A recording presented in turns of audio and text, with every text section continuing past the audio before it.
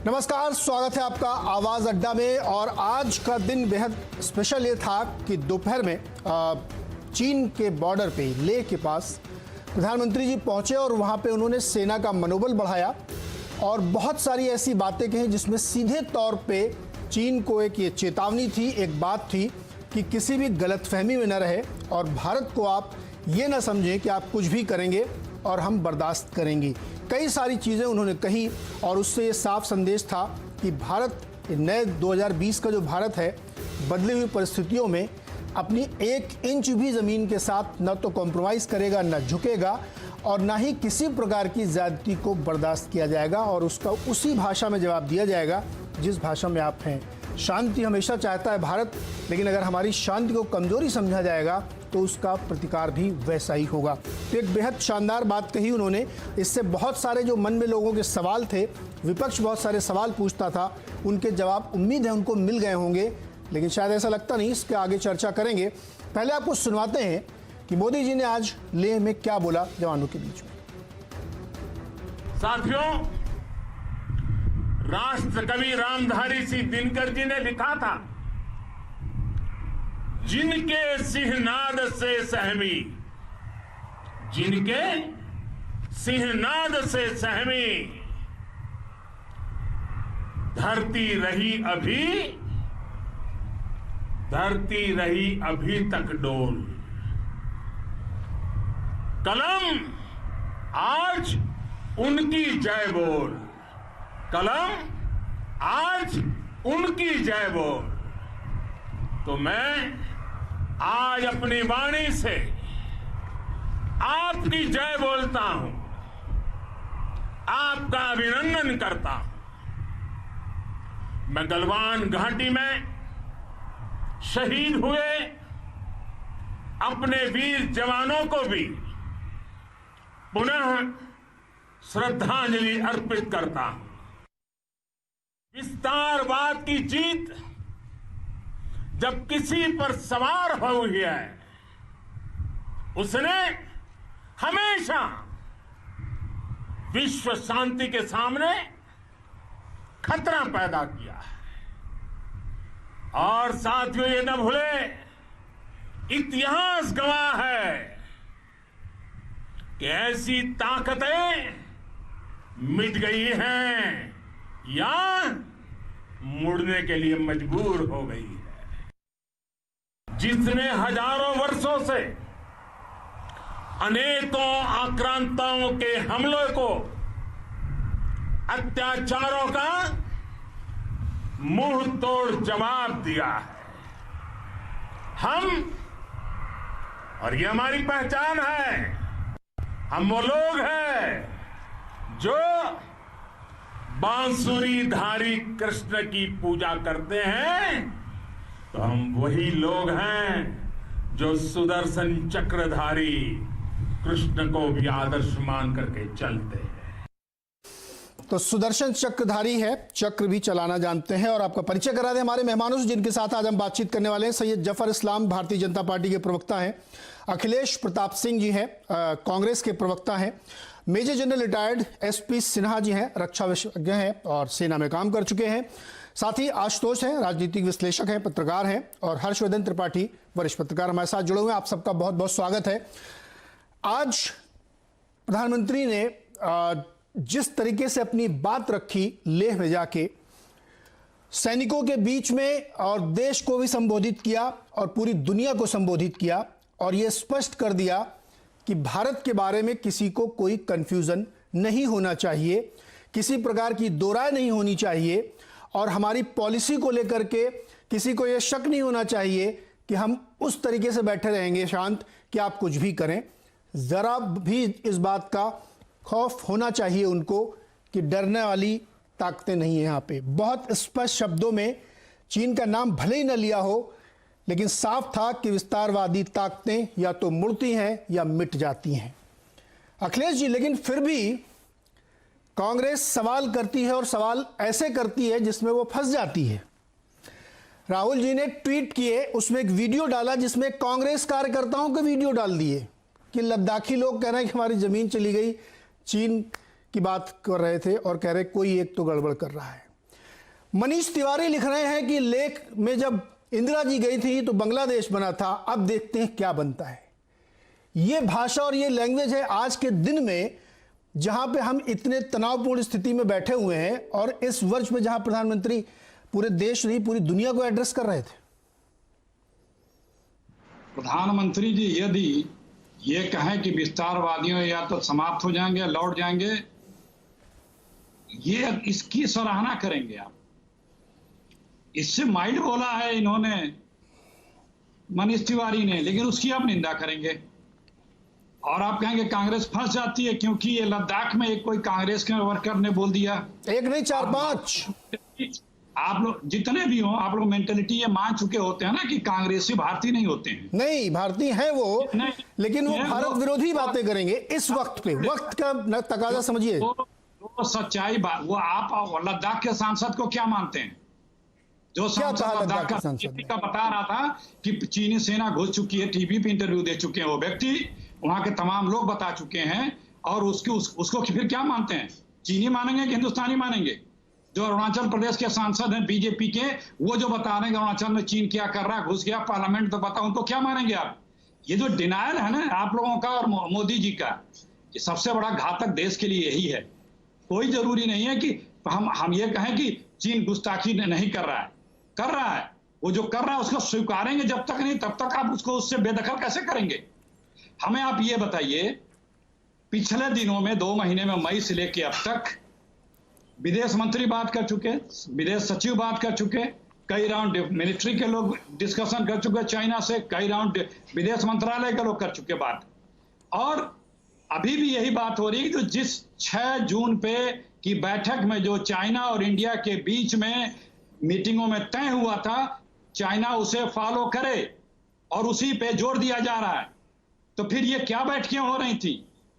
क्या गोलगप्पे खाने की हो रही थी क्या? निश्चित रूप से चाइना ने कुछ गुस्ताखियां की हैं और वो बैठकें वो मान नहीं रहा है। सारा प्रेस नोट है, आपके विदेश मंत्रालय के वेबसाइट पे है, चाइना में बीजिंग में भारत के एम्बेसी के वेबसाइट पे है, चाइना के एम्बेसडर ने जो बाकायदा इंटरव्यू दिया उसमें भी सारा है, सब जगह है। लेकिन वो बात सरकार में बैठा व्यक्ति नहीं मानेगा, उसी से चीन खुश होता है। और जो लोग बात कर रहे हैं मिनिस्ट्री के लोग, डिफेंस के या एक्सटर्नल अफेयर्स के, उनको गवर्नमेंट के लोग जब डिनायल करते हैं तो उन्हें प्रॉब्लम होती है। इसमें बुराई नहीं है चीजों को स्वीकार लेने की, और उसके बाद ही हमारा दबाव बनेगा कि भाई तुम ऐसा क्यों कर रहे हो, हम मानते ही नहीं है। अगर ये प्रधानमंत्री जी आज गए हैं वहां पे तो क्यों गए हैं? तनाव का है तभी तो गए हैं, वहां पे सैन्य तैयारियां भी चल रही हैं, उसको देखने तभी तो गए हैं, कुछ तो है, तभी तो सब हो रहा है। जफर इस्लाम जवाब। देखिए, वहां क्यों गए हैं, किस लिए गए हैं, वो प्रधानमंत्री ने अपने वक्त जब वह भाषण दिया तो उसमें सब कुछ बता दिया। वहां जाने के बाद जो आपके राहुल गांधी जी की ट्वीट बार बार सेना का मनोबल कम करती है, उसका मनोबल बढ़ाने गए थे। उनकी जो जिस तरह से उन्होंने चट्टान की तरह लड़ाई की, अपने देश के लिए बलिदान दिया, उसकी सराहना करने गए थे। और देश और दुनिया सबको बताने के लिए गए थे कि भारत एक विशाल कंट्री है, अमन पसंद कंट्री है, लेकिन अगर हमसे कोई गुस्ताखी करता है तो हम इसे जवाब भी देना चाहते हैं। ये प्रधानमंत्री है देश के, जो पूरे दुनिया को एड्रेस करते हैं। और आपने भी देखा है कि आपके जो युवा नेता हैं, जिसको आप कहते हैं युवा नेता, जिनको आप बार बार गद्दी में से हटा दिया है, लेकिन देश की जनता ने फिर भी बैठाने की कोशिश में लगे हुए हैं, वो देखिए क्या करते हैं। वो सिर्फ मौके की तलाश में रहते हैं, कैसे मनोबल कम किया जाए, कैसे मनोबल घटाया जाए। अरे भाई, आज आपको ट्वीट करने की क्या जरूरत है? आप कहिए ना प्रधानमंत्री की बातों में बात, देश की जनता के, आप प्रधानमंत्री की बात मत बोलिए, देश की जनता की तो बात समझेंगे आप, देश की जो सेना उसकी बात तो समझेंगे, वो क्या चाहते हैं वो तो समझेंगे, या उनका मनोबल आप गिराते रहेंगे? देखिए, पूरी कांग्रेस पार्टी एकजुट होके एक ही काम कर रही है और ये भाषण दे रहे हैं यहाँ बैठ के। अरे भाषण दीजिए बाद में, पहले देखिए कि क्या राहुल गांधी जो ओलंपिक में गए थे, जिनके साथ इतना अच्छा रिश्ता था, जो एम्बेसी में पूरा खानदान को लेकर चले गए थे एम्बेसी के अंदर में, चाइनीज एम्बेसी में खान पान करने, क्या उनकी बातों से ऐसा नहीं झलकता है कि वो चाइना को ज्यादा बल देने की कोशिश कर रहे हैं और देश की सेना को मनोबल कम कर रहे हैं? मैं पूछता हूं कि आखिर जिस तरह का वैलर दिखाया हमारी सेना ने, कम से कम उसकी प्रशंसा तो कीजिए। मुझे समझ में आता है आपको तकलीफ होती है, लेकिन फिर भी देश की जनता के सामने कुछ अपना मुंह काला ना हो, उसके वजह से तो कम से कम कर लीजिए। कम से कम उसी से उनका मनोबल बढ़ेगा। अखिलेश जी कुछ इशारा कर रहे हैं। जी अखिलेश जी देखिए, बात सरकार की हो रही है, सरकार से प्रश्न हो रहा है, सरकार की बात का जिक्र हो रहा है, लेकिन उसका जिक्र ना करके सेना अपनाएंगे। अरे भाई, सेना के सौर का तो दुनिया में लोहा है, कौन उसे नहीं जानता। मैं 3 पॉइंटें रखना चाहता हूं। देखिए, सर्वप्रथम आप गौर करिए, मोदी जी ने क्या कहा। चीन की विस्तारवाद को उन्होंने ठीक से समझाया है। इसका मतलब है, ये इशारा है कि चीन ने विस्तारवाद में हमारे साथ कुछ छल किया ना, अक्साई चीन ले लिया। हाँ, अभी जो गए हैं, जब पहले भी रहा और अभी भी जो गए हैं, और एक्साइज चीन यदि लिया था तो उसके 6 साल, वो जानते हुए भी 6 साल तक क्यों मित्रता करते रहे? उसको क्यों दूध पिला के मोटा करते रहे? दूसरी बात, आप क्यों देश की जनता का खून चूस रहे हैं? अरे क्या रुके? आप देश की जनता का खून, जफर जी थोड़ा धीरज रखिए। खून खौलाते हैं, देश की जनता का खून खौलाते हैं। थोड़ा धीरज। अरे भाई साहब, आप चलिए। मैं तो आपसे सिर्फ एक ही चीज पूछ रहा हूँ। मैं आप पीछे नहीं बोला। एक करके भाई, एक करके अपनी बात रखिए ना, अपनी बात रखिए जी। देखिए, बात दरअसल ये है कि ये पुरानी आदत है बीजेपी। जब आरएसएस बनी थी ना 1925 में, तो पूरा देश अंग्रेजों से लड़ रहा था, लेकिन आरएसएस जो है वो कांग्रेस और स्वतंत्रता संघ सेनानियों से लड़ रहे थे, अंग्रेजों के साथ थे। आज सेना से लगा है पूरा देश, चीन से शक्ति चाहता है, चीन से लड़ रहा है, लेकिन बीजेपी कांग्रेस से लड़ रही है, वो चीन से नहीं लड़ रही है।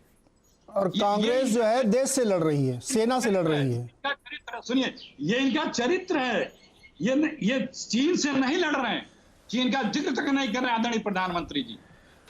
मैंने आपसे कहा कि हमारे जो विदेश मंत्रालय और रक्षा मंत्रालय के अधिकारी जो बोल रहे हैं, कम से कम उनकी भाषा तो बोलिए। आप सत्ता में बैठे लोग इतर भाषा क्यों बोल रहे हैं? मुझे लगता है कि अखिलेश जी ना, दिक्कत ये आ रही है कि आप लोगों की सुई अटक गई है। अब आपको शायद ये दिक्कत है कि उससे पोजीशन पीछे कैसे ले। जनरल साहब बैठे हुए हैं, सेना में काम कर चुके हैं। दे दीजिए उनकी बात का जवाब देने के लिए। 10 सेकंड से ज्यादा नहीं, क्योंकि मैं जनरल साहब के पास जाऊंगा, उनसे मैं बात करना चाहता हूँ। 10 सेकंड लीजिए बस। हाँ, आप तो बार बार अधिकारियों का इसका उसका नारा लगा रहे हैं। मैं तो कह रहा हूँ कि देश की जनता और देश की सेना की भाषा तो बोल दीजिए।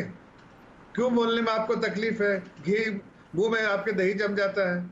अरे भाई, देश की जनता चाहती है, देश की सेना जो चाहती है, उसके कम से कम कहीं ना कहीं मनोबल बढ़ाने का। जनरल सिन्हा जी, आप तो गिराने में लगे। जनरल सिन्हा, आज के वक्त में जब हम यहाँ बैठे हुए इस समय चर्चा कर रहे हैं, जहाँ पे आज प्रधानमंत्री जी ले गए और उन्होंने एक बात रखी अपनी, और कड़े शब्दों में चेतावनी थी जो रुख साफ करता है कि हमारी सोच क्या है और हम किस तरह से काम करना चाहते हैं, उसमें हम फिर पीछे जाते हैं और 2-4 ट्वीट दिखाते हैं, 2-4 सवाल उठाते हैं। जो मनीष तिवारी लिख रहे हैं वो क्या प्रोवोक कर रहे हैं क्या कि हम युद्ध करें, ये चाह रहे हैं क्या? और फिर दोबारा सवाल कि उन्होंने कब्जा कर लिया है। जरा आप प्रकाश डालिए सिन्हा साहब। पहले तो मैं ये मोदी जी के स्पीच के बारे में टिप्पणी करूंगा, फिर जो बाकी लोग जो इस देश के पॉलिटिकल पार्टी हैं उनके ट्वीट पे टिप्पणी करूंगा। मुझे 3-4 मिनट का अवधि दीजिएगा सर। 2-2 मिनट, 2 बार में आऊंगा। कि मोदी जी के स्पीच, अच्छा ठीक है, तो पहले मुझे मोदी जी का स्पीच का थोड़ा सा डिसाइफर करने दीजिए। उनके 3 बिंदु थे। पहला संदेश था चीन और पाकिस्तान को, दूसरे कई बिंदुओं पे उन्होंने टिप्पणी किया, और तीसरी चीज़ जो है उन्होंने फ़ौज के मनोबल को बढ़ाने के लिए बहुत कुछ बातें कही। पहले चीज़ आते हैं संदेश चीन और पाकिस्तान को। चीन और पाकिस्तान को बहुत कड़ा संदेश है कि हिंदुस्तान का नेतृत्व सुदृढ़ है, मजबूत है, और चीन और पाकिस्तान की कुदृष्टि को पूरी तरह से परास्त करने की क्षमता रखता है। दूसरा संदेश दिया उन्होंने कि हिंदुस्तान की फ़ौज सक्षम है और पाकिस्तान, चीन और पाकिस्तान का सामना पूरी तरह से कर सकती है। जब प्रधानमंत्री फॉरवर्ड एरिया जाते हैं और अपने जान का जोखिम की चिंता किए बिना एक्लेमेटाइज किए ले में मैं पोस्टेड रहा हूं, और जब मैं रिपोर्ट किया था तो मेरे कमांडिंग ऑफिसर ने कहा था कि 7 दिन तुम रूम से नहीं निकलोगे, और मेरा खाना भी मेरे रूम में आता था। और मोदी जी बिना एक्लेमेटाइजेशन के इतना मूवमेंट कर रहे थे, वहाँ आप 15 कदम यदि तेज़ चलिएगा तो ऑक्सीजन की कमी से सांस चढ़ जाता है, और मैं खुद उसको भुगत चुका हूँ कि हाँफने लगता था जब मैं उस समय मेजर था, बड़ा यंग था। तो अभी इस उम्र में मोदी जी इस तरह से ट्रैवल करते हैं। और मैं कहना चाहता हूँ, उन्होंने कुछ बहुत महत्वपूर्ण बिंदुओं पर टिप्पणी किया कि मिलिट्री पावर प्री रिक्विजिट है यदि दुश्मनों से सम्मान आपको चाहिए। दूसरी बात, विकासवाद ही भविष्य का आधार होगा। तीसरी बात, विश्व को हमेशा खतरा हुआ है विस्तारवाद की नीति से, ऐसी ताकतें या तो मिट गई या उनकी हार हुई। और चौथी बात कि विस्तारवाद के खिलाफ जंग लड़ने की जरूरत है। फिर उन्होंने कुछ ऐसी बिंदुओं पर टिप्पणी किया कि बॉर्डर इंफ्रास्ट्रक्चर डेवलपमेंट एक्सपेंडिचर 3 गुना बढ़ गया है। याद रहे कि 73 स्ट्रेटजिक रोड्स बनने थे, जिसकी कल्पना 1990 में हुई थी, और वो 25-30 साल में कंप्लीट नहीं हुआ, जिस तेज गति से मोदी जी उसको कंप्लीट कर रहे हैं। फिर उन्होंने आत्मनिर्भरता की बात की। फिर दर्शन को बताया कि हम कृष्ण जी की बांसुरी को भी फॉलो करते हैं, लेकिन हम सुदर्शन चक्र का भी इस्तेमाल करना जानते हैं।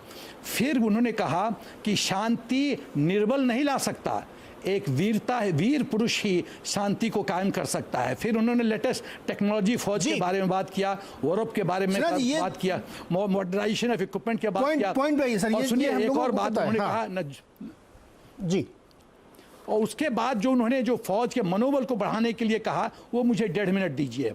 उन्होंने कहा, गलवान के बलवान को सम्मान, 2 माताओं को मैं पूजन करता हूं, नतमस्तक होता हूं, एक भारत माता और वो माताएं जो ऐसे शौर्य सिपाही, वीर सिपाहियों को जन्म देती है। फिर उन्होंने कहा कि फौज के आपके साहस, विश्वास, निर्भीकता गलवान में वीरता की नई पराकाष्ठा है। आप जी जनरल साहब, पहाड़ की तरह अटल है, वीरता पहाड़ जैसे। जी सुनिए, तो उन्होंने खैर इन नटशेल मैं ये कहना चाहता हूँ, मैं नटशेल में ये कहना चाहता हूं कि उन्होंने फौज के सभी शौर्य के जो बिंदुओं पर है उनकी व्याख्या की, नमन किया, सम्मान दिया, और उन्होंने कहा कि पहाड़ों की तरह आप अटल हैं, आपका विश्वास अटल है। तो ये सब चीज़ जब एक प्रधानमंत्री जी फॉरवर्ड एरिया में जाके इस तरह बात करते हैं तो फौज का मोराल बढ़ता है। अब यदि आप मुझे कहें तो मैं आपको टिप्पणी करूं कि अपोजिशन पार्टी क्या बोल रहे हैं, मैं उस पर कुछ टिप्पणी करूं? सर 10 सेकंड में कर दें तो मैं आगे बढ़ूंगी, तो मैं दोबारा आऊंगा। हाँ नहीं, 10 सेकंड में बात बनेगी नहीं। सर मैं दोबारा आऊंगा तब करिएगा। आशुतोष, अभी इस परिस्थिति में मेरा सवाल समझिएगा। आप देखिए, सर्वदलीय बैठक हो चुकी है, 10वीं ब्रीफिंग हो चुकी है, 3 राउंड कमांडर की बैठक हो चुकी है, और स्थिति तनाव में है। और उस वक्त में प्रधानमंत्री बॉर्डर पे जाते हैं और एक कड़ा संदेश देने की कोशिश करते हैं अपने पड़ोसी देशों को, चीन को, पाकिस्तान को और दुनिया को भी, कि भारत एक ताकत है और हम ये रखते हैं। इसके बावजूद जब सवाल उठाए जाते हैं तो मन में ये क्यों नहीं आएगा कि आप अपनी सेना को डिमोरलाइज कर रहे हैं? आप अब यहाँ पे आप देश के साथ नहीं खड़े हैं, आप मोदी जी से लड़ रहे हैं कि मोदी जी को नीचे करना है, इसलिए आप उन पे पर्सनल अटैक करने लगते हैं। आप देखिए ट्वीट उनके। आशुतोष, नहीं, पहली बात तो मुझे इस बात पर बड़ी हैरानी होती है कि लोकतांत्रिक देश में इस बात पे सवाल खड़ा किया जाता है कि आप देश के प्रधानमंत्री से सवाल क्यों कर रहे हैं और आप ऐसे समय में ट्वीट क्यों कर रहे हैं। ये सवाल अपने आप में ही बहुत ही अलोकतांत्रिक सवाल है, माफ करिएगा, मैं पूरी इज्जत के साथ कहना चाहता हूं। दूसरी बात यह है कि हम लोग इस पर बड़ा खुश हो रहे हैं कि प्रधानमंत्री जी ने बड़ा कड़ा संदेश दे दिया है। आपके घर के अंदर चीन आके बैठ गया है और आपके घर के अंदर बैठा हुआ बाहर नहीं जा रहा, आपके लोगों को मार रहा है, और हम कह रहे हैं कि हमने बड़ा कड़ा संदेश दे दिया। महत्वपूर्ण सवाल यह है कि चीन हमारी जमीन के अंदर घुसा कैसे, गलवान में कैसे घुसा, हॉट स्प्रिंग में कैसे घुसा, और वो पेंगोंग लेक पे कैसे घुसा। अरुणाचल प्रदेश के जो मेंबर ऑफ पार्लियामेंट है बीजेपी के, वो क्यों कह रहे हैं कि अरुणाचल प्रदेश के अंदर 10-12 किलोमीटर अंदर बाहर करता रहता है। लद्दाख के अंदर जो बीजेपी के काउंसलर हैं वो बता रहे हैं कि अंदर घुसता जा रहा है। इकोनॉमिक टाइम्स में आज की रिपोर्ट है, आज की रिपोर्ट अगर आप पढ़ेंगे तो वो कह रहे हैं कि अगस्त के महीने में ही इस बात की पता चल गया था कि वो अंदर घुसा है, लेकिन उनसे कहा गया कि आप चुपचाप बैठे रहो, कोई काम नहीं करो। क्या ये सवाल नहीं पूछा जाना चाहिए कि आपके घर के अंदर आदमी आके बैठ गया है और आप कह रहे हो जी हम बड़े मजबूत हैं और आप विस्तारवादी, उसको निकाल के बाहर करो ना सबसे पहले तो। निकाल के बाहर क्यों नहीं कर रहे उसको? हम उसको निकाल बाहर नहीं कर रहे हैं। हम इस पे खुश हो रहे हैं कि हम उसकी आंख में आंख डाल करके कह रहे हैं देखो हम कितने मजबूत हैं, तुम विस्तारवादी। सवाल विस्तारवादी का नहीं है। अगर यही हरकत अगर पाकिस्तान ने की होती तो क्या भारत की सरकार का यही रवैया होता? भारत की सरकार ने 2 सर्जिकल स्ट्राइक की? क्यों सीमा पार लांग करके उसने पुलवामा के शहादत का बदला लिया? आज हमारे 16 जवान शहीद, अब 20 जवान शहीद हुए हैं, हम उसकी बदला लेने की स्थिति में नहीं है। उसके फौरन बाद देश के विदेश मंत्री चीन के विदेश मंत्री से बात करते हैं, उसके बाद 2 राउंड के लेफ्टिनेंट जनरल बात करते हैं। यह हमारी कमजोरी का प्रतीक है, मजबूती का प्रतीक नहीं है। और लोकतंत्र के अंदर कृपया करके यह मत बताइए कि सवाल पूछने का अधिकार नहीं है। लोकतंत्र के अंदर सेना से भी सवाल पूछने का अधिकार है, और अगर सेना सर्वोत्तम है, सबसे ज्यादा बेहतर है, तो फिर इस देश की जो बागडोर है वो सेना को दे दीजिए, और देश की जो पॉलिटिकल पार्टी उसको बोलिए कि अब आप जो है अपने घरों के अंदर बैठिए। कृपया इस लाइन को आगे मत बढ़ाइए आप लोग। आशुतोष जी, आपकी सारी बातें सही, लेकिन रेफरेंस गलत है। हर सवाल पूछने की एक टाइमिंग होती है, समय का ही सारा खेल होता है। लोकतंत्र में आप किसी से नहीं, ये टाइमिंग है, आप किसी से भी सवाल पूछ सकते हैं, इसमें कोई दिक्कत नहीं है, पूछना भी चाहिए। लेकिन उस वक्त में लोकतंत्र का मतलब होता है आप शालीनता से अपने सवाल को जब चाहे तब। आपको लगता है कि मनीष तिवारी ने जो ट्वीट किया है वो शालीन सवाल है? लोग ये कहते हैं। आपको लगता है कि जो मनीष तिवारी ने किया वो शालीन सवाल है? कोई गलत नहीं उसमें। वो शालीन सवाल लगता है आपको कि इंदिरा गांधी गई थी, ये हो गया था, मोदी जी आएंगे तो क्या होगा? 100% सवाल पूछ। ये शालीन सवाल लगता है आपको? क्या मनीष तिवारी ट्वीट आपने देखा नहीं क्या? नहीं तो क्या गलत, उसमें गलत क्या है बताइए जरा मुझे। उसमें गलत ये है कि आप ये कह रहे हैं कि वो गई थी तो ये हो गया था, आप जाएंगे देखेंगे क्या होता है, ये है सवाल। ये तो करना, ये तो देश के प्रधानमंत्री को बताना चाहिए ना कि भाई ये बताइए आप तो उन्होंने बताया तो भाषण देके। देश की सरकार नहीं दे रही है। हर्षवर्धन बीजेपी के प्रवक्ता इस सवाल का जवाब नहीं दे रहे हैं। सरकार की कमजोरी है, आश्वस्त करें कि ये सरकार की कमजोरी दिखा रही जो अपनी बात रख रहे हैं वो। देश की सरकार से, आ रहा हूं। देश की सरकार से सवाल पूछने का हक है कि आप हमारे घर में घुस कैसे गए, और अगर घुस गए तो हम आपको बाहर क्यों नहीं निकाल पा रहे हैं? अरे तो हमारे घर में घुसकर हमको मार रहा है, हमको पीट रहा है, हमारे जवान शहीद हो रहे हैं, और हम इस बारे में खुश है कि देश के प्रधानमंत्री आंख में आंख डाल करके बात कर रहे हैं। ये कमजोरी का, मजबूती का प्रतीक है। अगर ये पाकिस्तान ने किया होता तो अभी तक आप 1 दर्जन आप सर्जिकल स्ट्राइक कर चुके होते। चीन से तो नहीं कर पा रहे आप। आपको कैसे पता कि नहीं कर रहे हैं हम? हर लड़ाई का एक ही तरीका होता है क्या?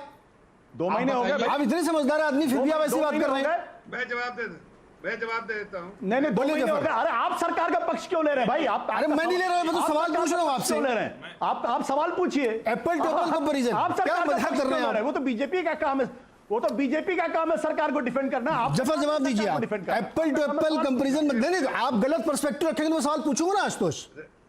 बोलिए जफर, जवाब दीजिए। नहीं, आप सरकार का पक्ष मत दीजिए, सरकार को डिफेंड मत करिए, आप सरकार को डिफेंड मत करिए। जो फैक्ट है मैं वो रखूंगा। अगर आपको लगता है कि मैं सरकार को डिफेंड कर रहा हूं तो मैं कर रहा हूं डिफेंड।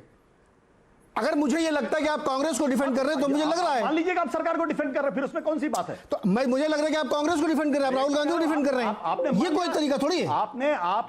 आपने ईमानदारी से मान लिया कि आप सरकार को डिफेंड कर रहे हैं। मैं कह रहा हूं, मैं अगर आपको ये लगता है कि मेरे सवाल से मैं सरकार को डिफेंड करूं तो आप मानते रहिए। मुझे लगता है कि आप राहुल गांधी को डिफेंड कर रहे हैं बैठ के यहाँ पे, आप मनीष तिवारी को डिफेंड कर रहे हैं। आप कह दीजिए कि आप नहीं कर रहे हैं या आप कर रहे हैं। मैंने तो कह, देखिए नहीं मैं तो कह रहा हूं, देखिए हर चीज को आप करिए, आप एप्पल टू एप्पल कंपैरिजन थोड़ी करते हैं। ईमानदारी से मान ले, मैं आपको सैल्यूट करता हूं कि हर स्ट्रेटजी एक जगह फिट हो जाएगी। नेपाल से निपटना है तो ये अब नेपाल ने नक्शे में चेंज किया तो उसके ऊपर चढ़ाई कर दे जाके। अरे हर चीज का निपटने का तरीका होता है। जफर जवाब दीजिए। देखिए सही कोई तरीका नहीं होता। नहीं देखिए, हर कंट्री के साथ स्ट्रेटजी अलग होती है। जवाब तो सुन लीजिए। अरे आशुतोष जी, जफर जवाब दे रहे हैं। जफर जवाब दे रहे हैं, जवाब तो सुन लीजिए उनका। हाँ बोलिए जफर जी। आशुतोष जी, हर कंट्री के साथ अलग अलग आपका अप्रोच होता है, और उसी तरह से चाहे नेपाल हो, नेपाल के साथ हमारा भाईचारगी का रिश्ता है, उसके साथ अप्रोच बिल्कुल डिफरेंट होगा और बातों से सुलझाया जाएगा। और अलग अलग सिचुएशन में अलग अलग कंट्री के साथ अलग अलग हमारी भाषा होती है, इसलिए कि लेकिन हर भाषा में एक बात क्लियर होती है, वो आपको समझना पड़ेगा। हम अपने नेशनल इंटरेस्ट से कभी कॉम्प्रोमाइज नहीं करते हैं। भाषा हमारी, आप जिस तरह से भी समझिए, नेशनल इंटरेस्ट, नेशनल सिक्योरिटी से कोई कॉम्प्रोमाइज नहीं करते हैं। और इसीलिए प्रधानमंत्री ने जब वहां पर बोला तो बिल्कुल साफ कर दिया कि एक्सप्रेशनिस्ट पॉलिसी किसी कंट्री की हो सकती है, लेकिन उसका अंत भी उसको पता रहना चाहिए क्या होगा।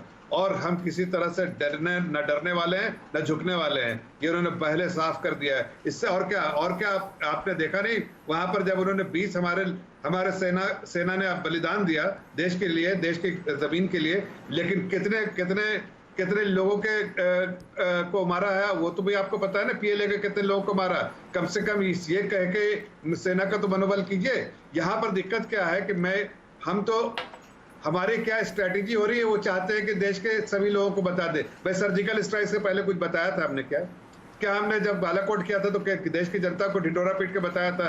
जब हुआ तो आर्मी ने बताया, दोनों बार आर्मी ने प्रेस कॉन्फ्रेंस करके बताया, हमने कुछ नहीं कहा।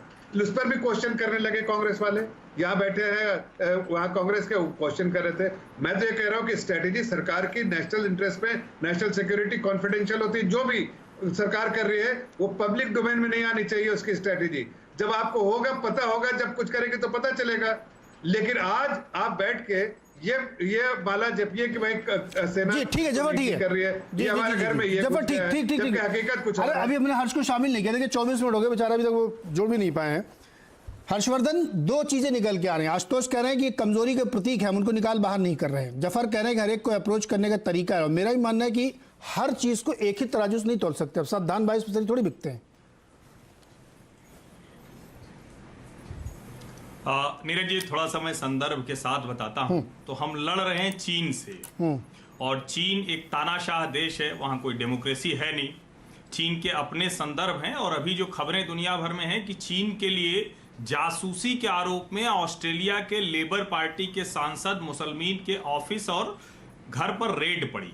उनका जो चाइनीज सहायक था उस पर रेड पड़ी है। बोस्टन में, यूनिवर्सिटी ऑफ कंसास में प्रोफेसर हैं, रिसर्चर हैं जो पकड़े गए हैं। दुनिया भर में 500 से ज्यादा पत्रकार हैं जो चीन के पेरोल पर हैं। भारत में भी समय समय पर चीन के पक्ष में बयानबाजी करने वाले लोग उसी तरह से भारतीय लोकतंत्र का दुरुपयोग कर रहे हैं जैसे चीन, तानाशाह चीन, दुनिया के लोकतंत्रों का प्रयोग कर रहा है। और वो करके, दुरुपयोग करके उसने अमेरिका से लेके भारत तक लोकतांत्रिक दुनिया को तबाह किया है।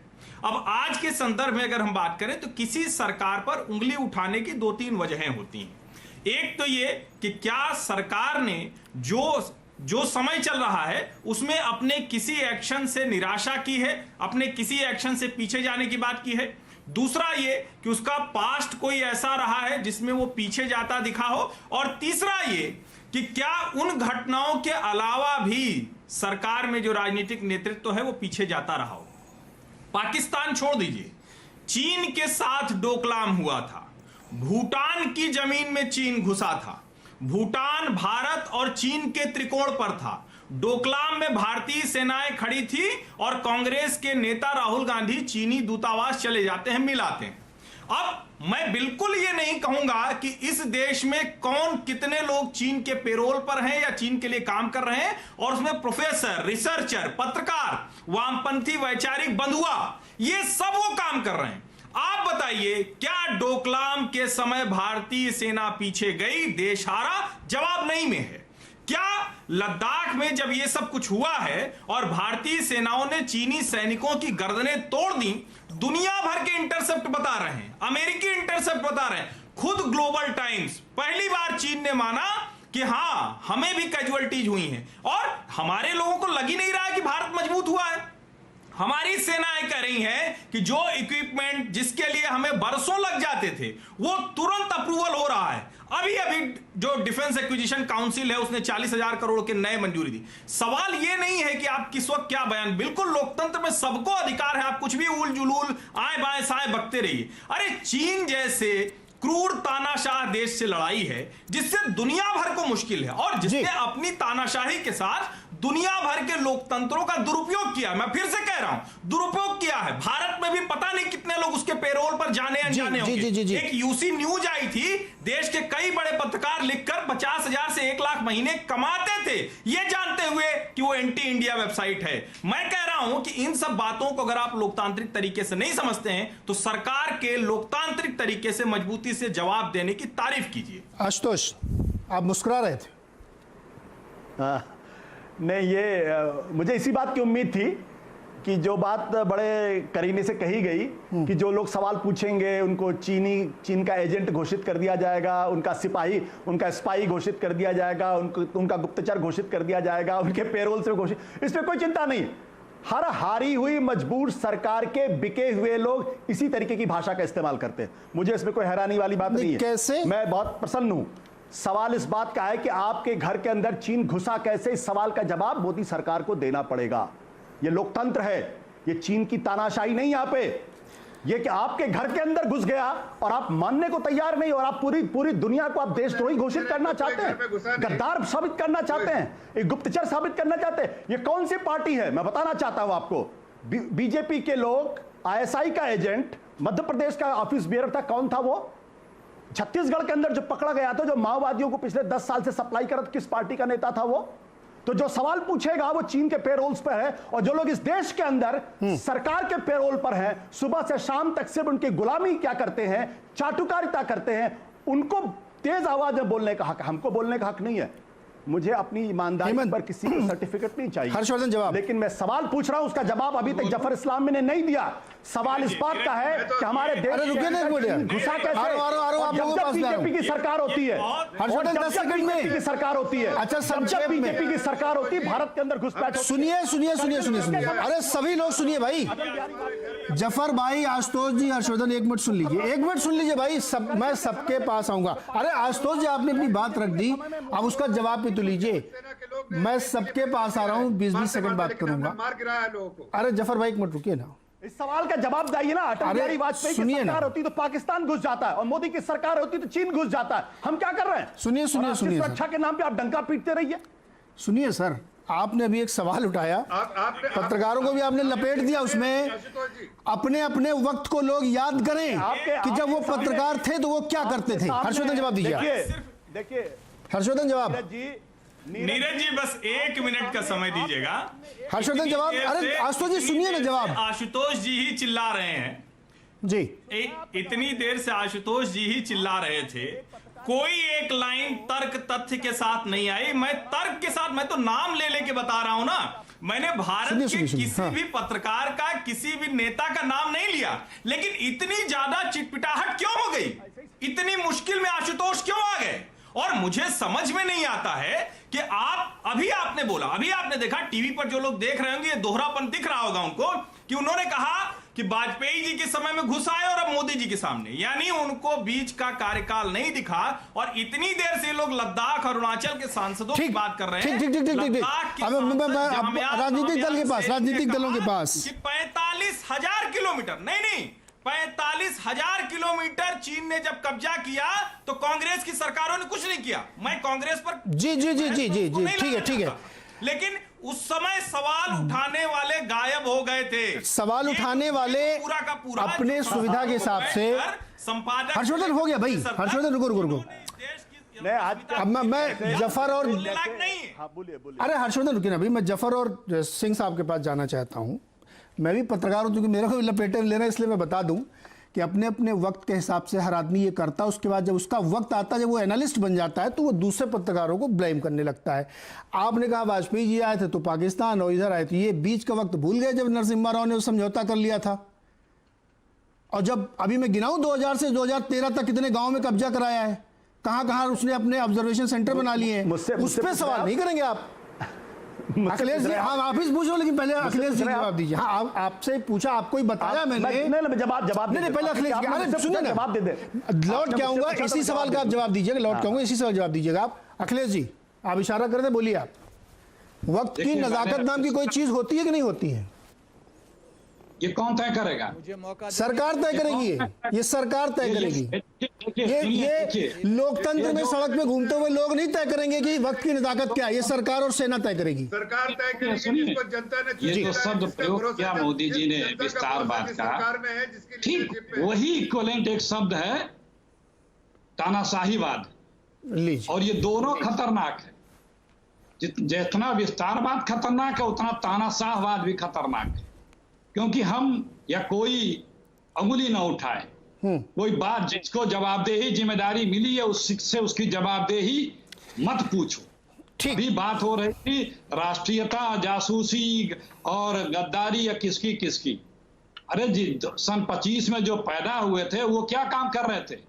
छुपा है क्या अंग्रेजों की गवाहियां करना और मुखबिरियां करना, यही सब काम था जिनका। और आज भी जितने हिंदुस्तान में देश की गद्दारी करते पकड़े जा रहे हैं लोग, उसमें अधिकांश जफर कश्मीर में जो सर मुझे ब्रेक भी लेना है। जफर छोटा जवाब जफर। जो कश्मीर में पकड़े गए थे वो भी ISI के एजेंट मिले थे, जिनके इशारों पर सेनाओं पे हमले हुए। ठीक, जफर जवाब दे दीजिए, जवाब दीजिए। मैं सिर्फ इतना कहना चाहता हूँ, इतना कहना चाहता हूँ, गद्दारी बता रहे हैं।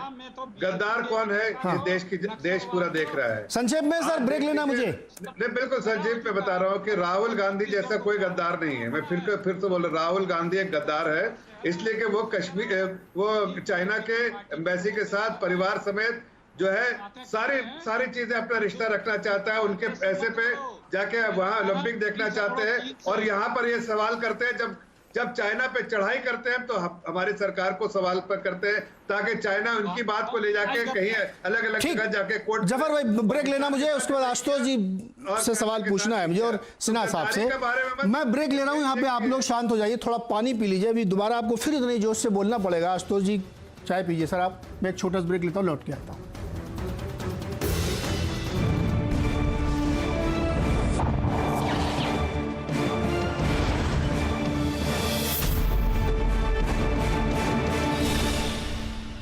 स्वागत है एक बार फिर से आपका आवाज अड्डा में। चर्चा हो रही है आज प्रधानमंत्री के उस संबोधन पे जो बॉर्डर पे उन्होंने सुबह दिया लेते। आशुतोष जी आप बोलना चाह रहे थे, बस निवेदन इतना है, थोड़ा संक्षेप में रखिएगा क्योंकि इस सेगमेंट में समय कम होता है।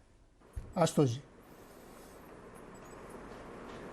नहीं, मैं तो अभी जफर साहब को सुन रहा था कि राहुल गांधी गद्दार हैं। जो गद्दार है उनको जेल के अंदर भेज देना चाहिए। वो बाहर क्यों घूम रहे हैं, मुझे इस बात को लेकर बड़ी हैरानी होती है। दूसरी बात जो मैंने सवाल उठाया था, मैं बड़ी ईमानदारी के साथ आपको कहना चाहता हूं, इस सवाल का जवाब इस देश को खोजना चाहिए कि करगिल की लड़ाई क्यों हुई, क्यों घुस के आए, और आज 2014 के बाद क्यों मोदी सरकार के समय में फिर आए।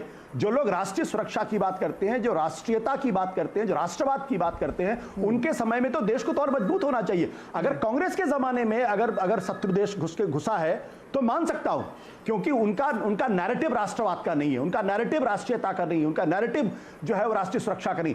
लेकिन जो सरकार, जो पार्टी, जो विचारधारा सिर्फ सुबह से शाम तक राष्ट्रवाद की बात करती है, उसके जमाने में करगिल की लड़ाई क्यों होती है? सवाल पूछना गुनाह है क्या? नहीं, अगर डेफ सॉन्ग के अंदर 2013 में अगर मनमोहन सिंह के समय में जवाब दी तो उसका देश ने उनको सबक सिखाया, उनको 2014 में देश से बाहर कर दिया।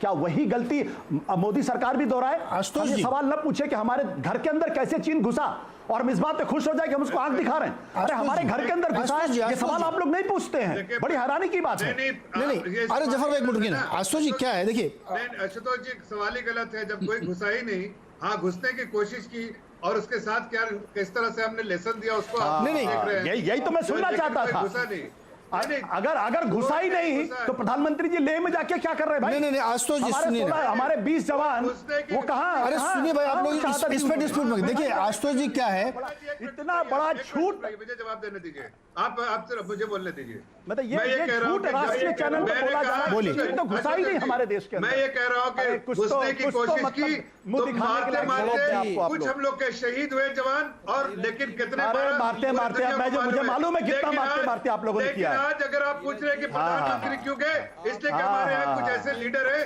जो हमारे सेना का मनोबल कम करते हैं। उनका मनोबल बढ़ा के रखना चाहिए कि एक चीनी फौज घुसने की कोशिश कर रही है। जब वो चीन घुसा ही नहीं, झगड़ा किस बात का भाई जफर साहब? अरे चीन घुसा ही नहीं तो झगड़ा सिन्हा जी के पास चलते हैं, तो शांति है। घुसने की कोशिश की। अरे सुनिए ना जफर भाई और आशुतोष जी, सुनिए आप इस विषय पे घुसा है कि नहीं घुसा है, बफर में घुसा है, PP 14 में घुसा है कि 2 में घुसा है, इस पे हम कम से कम 10 घंटे का शो कर चुके हैं। ये मामला ही नहीं सेटल होता है और एक सर्वदलीय बैठक हो चुकी है, उसमें भी सवाल नहीं पूछे गए। अब बाहर आके सवाल पूछते हैं। जनरल सिन्हा जी आप बोलिए। मैं आपसे एक सवाल पूछ लेता हूं। मैं सर 1 मिनट पहले जनरल सिन्हा जी को बोलने दो, उसके बाद आप मुझसे पूछिएगा। आप पूछिएगा मुझसे। जनरल सिन्हा बोलिए। नीरज मुझे 2-2.5 मिनट देना सर। बोलिए सर, एक लाइन में फटाफट बोलिए। जी, जब ऑल पार्टी, देखिए आप जल्दी बोलूंगा यार, 2.5 मिनट देना मेरे को। अरे सर 2.5 मिनट नहीं, देखिए मैं पूछना चाहता हूं,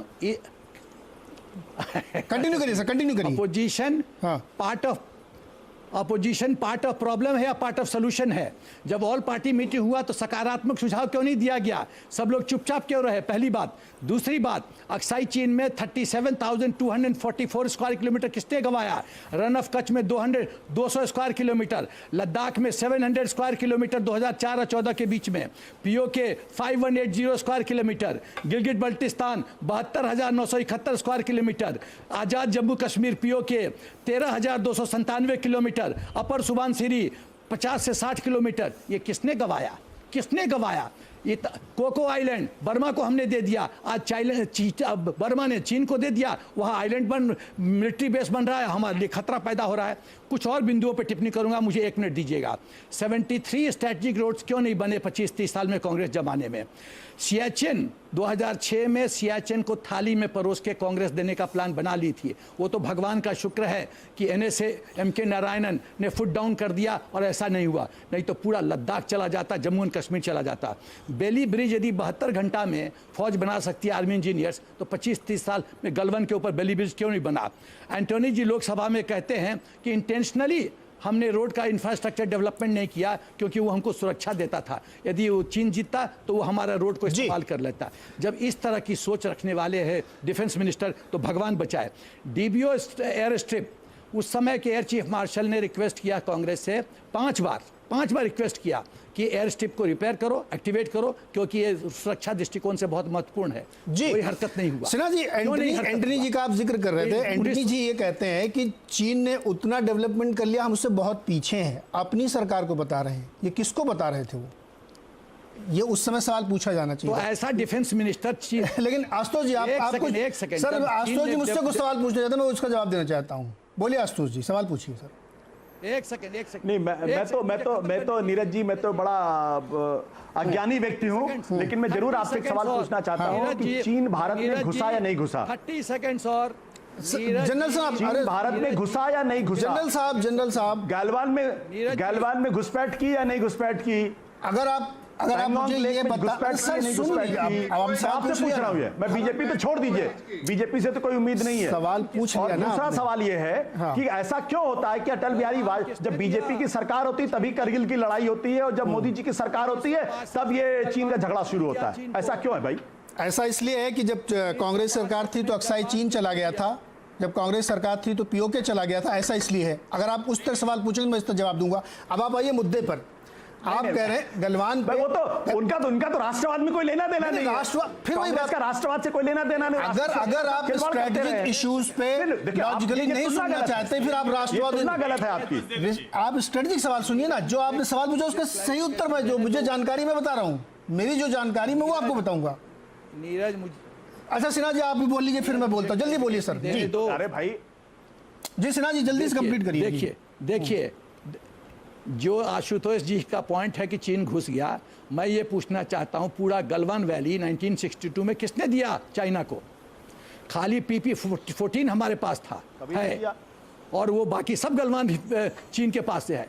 क्या ये आशुतोष जी इस बात को नहीं जानते हैं? वो तो पत्रकार रह चुके हैं, तो ये जवाब देना पड़ेगा ना। भूतकाल इतिहास में हमने जो गलती की, जो लोग ने इस देश, एक सेकंड मेरे को बोलने दीजिए। जो मैं पूछना चाहता हूं कि DGO BRO का फाइनेंशियल पावर्स क्यों नहीं बढ़ाया गया?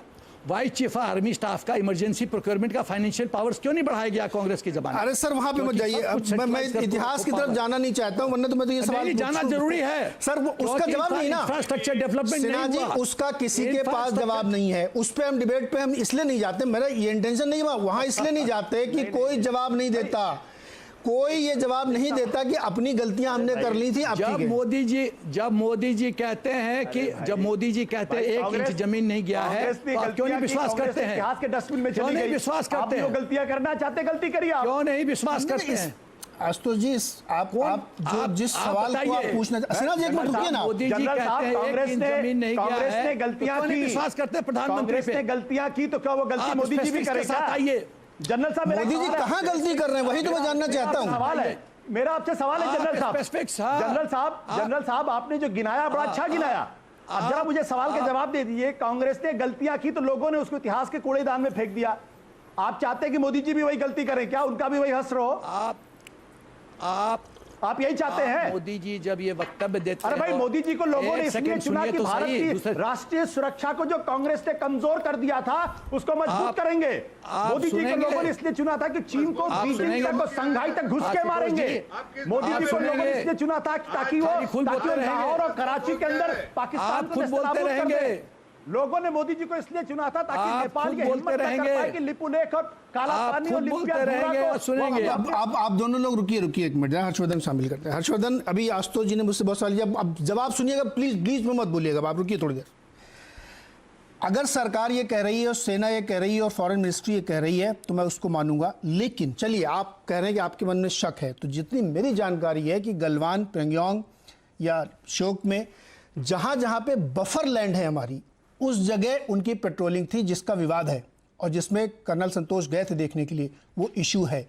इसलिए आप ये कह देना कि वो हमारी जमीन में घुस के आके बैठ गए हैं, ये गलत है। और सुनिए सर, प्राइवेटली कोई भी आदमी पैसा दे करके एक सैटेलाइट विजुअल ले सकता है, उसकी ऑथेंटिसिटी कौन तय करेगा?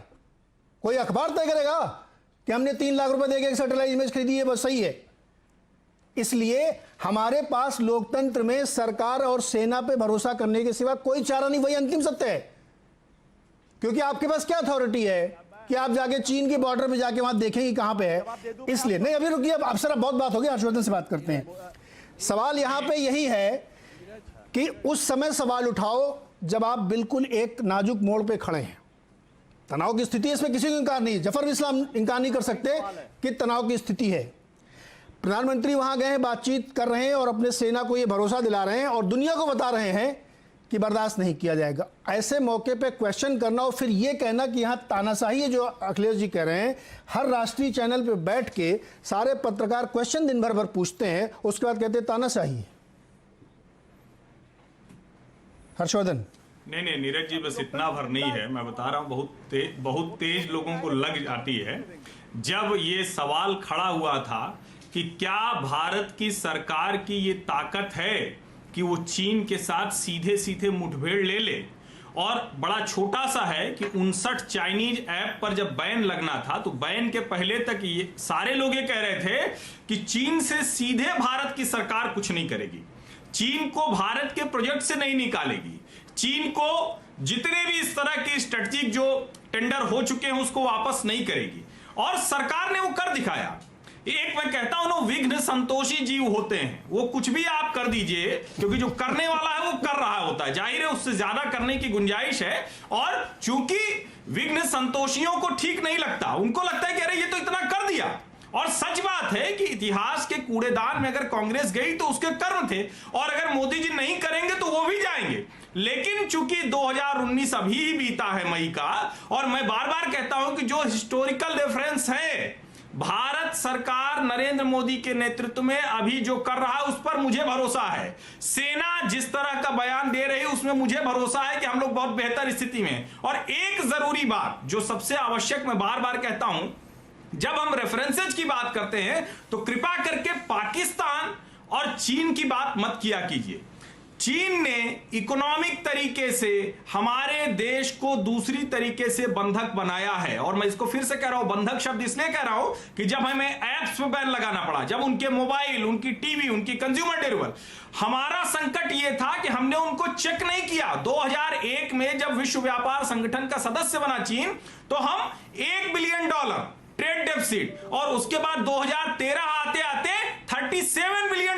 हम क्या बात कर रहे हैं? हमें लगता है कि, और ये जो तथाकथित बहस होती है जिसमें घुसा कि नहीं घुसा, बताओ, अरे भाई नहीं, आधे से नहीं, एक जरूर इस लाइन को पूरा हो जाने दीजिए। कोई नहीं जानता उस लाइन पे सेना भी पेट्रोलिंग करती है तो उसकी दुर्गम परिस्थितियां क्या हैं, और यहां दिल्ली में बैठ के लोग बताते हैं कि आज इतना घुस गया है, आज इतना निकल गया है। तो कृपा करके इससे बचिए, सेना पर भरोसा कीजिए, राजनीतिक नेतृत्व पर भरोसा कीजिए। और सवाल बिल्कुल होगा, अगर 1 इंच भी जमीन मुझे ये हर्षवर्धन, 1 मिनट, मुझे पक्का यकीन है कि आशुतोष जी समझते हैं कि चीन और पाकिस्तान को एक ही तरीके से ट्रीट नहीं किया जा सकता, उसके बहुत इकोनॉमिक है। सर आ रहा हूं, 1 मिनट रुकिए ना सर, आप लोग बोलने दीजिए, मैं भी तो एंकर हूं, मुझे भी कुछ बोलने दीजिए आप।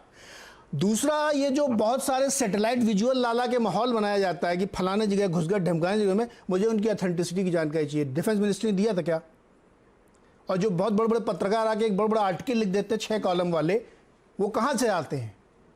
तो इसलिए इस परिस्थिति में मैं दोबारा कह रहा हूं कि समय और काल पे तय होता है कि आप किस चीज पे बिलीव करें, किस चीज पे नहीं बिलीव करें। समय बहुत कम है, 30 सेकंड अखिलेश जी के लिए। अखिलेश जी फटाफट। देखिए, आज सबको पता है किसकी कितनी विश्वसनीयता है, हम उसके गर्त में नहीं जाना चाहते।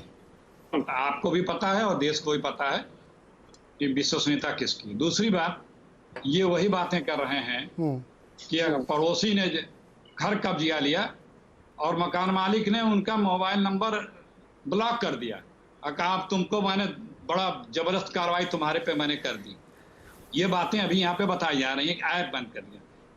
अरे जनाब, बात हुई चीनी घुसपैठ को ब्लॉक करने की, चीनी ऐप को ब्लॉक करके कह रहे मैंने घुसपैठ ब्लॉक कर दी।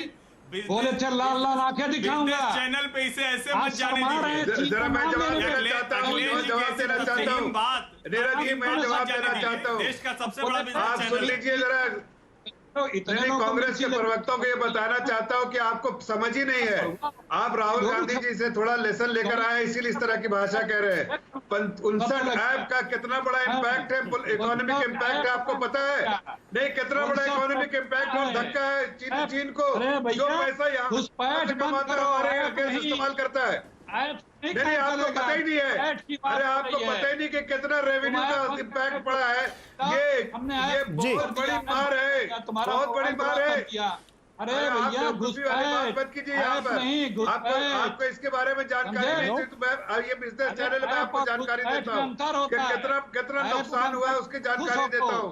कम से कम उसको। अच्छा, मैं माफी चाहूंगा, समय मेरा खत्म हो रहा है। जफर भाई, समय खत्म हो रहा है। मैं माफी सभी से चाहूंगा कि अभी और बातचीत हो सकती थी, लेकिन तो सवाल पूछा नहीं नीरज सर। अच्छा, 30 सेकंड में अगर आप बोल सके तो मैं काउंट करूंगा, आप बोल दीजिए। सर समय खत्म हो गया, आप समझदार हैं सर, शो रैप करना ही होता है। 20 सेकंड, चले 20 सेकंड में गिन रहा हूँ, 20 सेकंड ओनली। देखिए,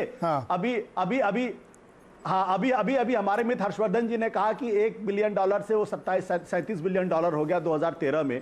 2013 से हो गया $70 बिलियन। 48 भाई उसको आप 48 सर कर देते तो 48 FY 2048 48 सर, डेफिसिट 48 कैमरा। तो प्लीज वो कर देते तो मान लेता ना।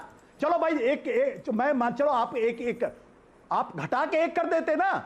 सुनिए, आपने क्यों चीन को घुसा रखा है? अरे सर, एक मिनट बस सर 20 सेकंड हो गए आपके। 20 सेकंड हो गए 20 सेकंड हो गए।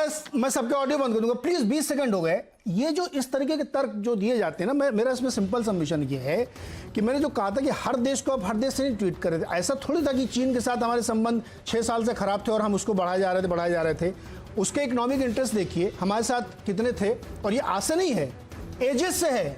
सर आप तो किताबें लिखते हैं, 2000 सालों से हमारे उनके रिलेशनशिप हैं बिजनेस के, तो वो धीरे धीरे डीपन होते गए। हमारी भी जरूरत थी, बेशक इसमें कोई शक नहीं कि आपको बहुत निगरानी रखनी चाहिए थी, लेकिन आज वो परिस्थिति बनी कि आप उसको रोक रहे हैं। आप देखिए, इकोनॉमिक फ्रंट पे सरकार काम कर रही है, उसके बैन लगा रही है, हाईवे प्रोजेक्ट रोके जा रहे हैं, पावर प्रोजेक्ट रोके जा रहे हैं, काम हो रहा है ना, डिप्लोमेसी पे काम हो रहा है और फ्रंट पे काम हो रहा है। अब आप अंतिम ये चाहते हैं कि कल से जाके युद्ध की घोषणा कर दिया, तो फिर बात अलग है।